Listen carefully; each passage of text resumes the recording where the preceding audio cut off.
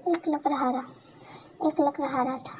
वह जंगल से लकड़ियाँ काटता और गांव के बाजार में बेचकर अपना जीवन चला रहा था। उसे इस काम से सिर्फ इतना ही पैसा मिल पाता था कि वह थोड़ी बहुत खाने की व्यवस्था कर सकता था। बहुत परेशानियों में उसका जीवन चल रहा था। इस वजह से वह बहुत दुखी रहता था। एक दिन लकड़हारे के गांव में एक विद्वान संत पहुंचे। संत के दर्शन करने और उनके प्रवचन सुनने के लिए लोग दूर दूर से गांव पहुंच रहे थे। गरीब लकड़हारा भी संत से मिलने पहुंच गया। मौका मिलते ही गरीब व्यक्ति ने अपनी परेशानियां संत को बता दी। उसने संत से कहा कि आप भगवान से पूछिए कि मेरे जीवन में इतनी परेशानियां क्यों हैं। संत ने उससे कहा कि ठीक है, भगवान से प्रार्थना करूंगा। कुछ दिन बाद लकड़हारा संत के पास फिर से पहुंचा। संत ने उससे कहा कि भाई, तुम्हारी किस्मत सिर्फ 5 बोरी अनाज ही है, इसलिए भगवान तुम्हें थोड़ा थोड़ा अन्न दे रहा है ताकि तुम्हें जीवन भर खाना मिलता रहे। संत की बात सुनकर लकड़हारा अपने घर लौट आया। कुछ दिन बाद वह फिर से संत के पास पहुंचा और बोला कि गुरुजी, आप भगवान से कहो कि मुझे मेरी किस्मत का सारा अनाज एक साथ दे दे।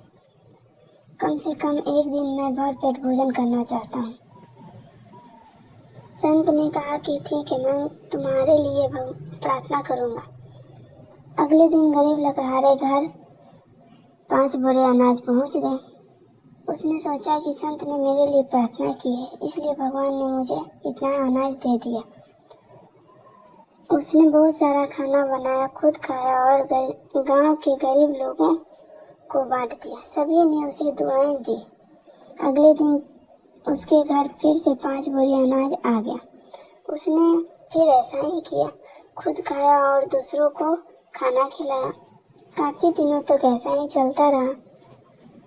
फिर एक दिन वह संत के पास पहुंचा और पूरी बात बता दी। संत ने उससे कहा कि भाई, तुमने अपनी किस्मत का अनाज दूसरों को खिला दिया तो तुम्हारे इस नेक काम से भगवान बहुत प्रसन्न है, इसलिए वे तुम्हें अन्य जरूरतमंद लोगों की किस्मत का अनाज भी दे दिए ताकि तुम उन्हें भरपेट भोजन करा सको। संत की बात गरीब व्यक्ति को समझ आ गई। इसके बाद उसने दूसरों को खाना खिलाने का सिलसिला जारी रखा। सीख: इस कथा की सीख यह है कि लोग दूसरों के दुख दूर करने के बारे में सोचते हैं, उनकी मदद भगवान भी करते हैं, इसलिए दान पुण्य करते रहना चाहिए। दान करने से हमारा जीवन भी बदल सकता है।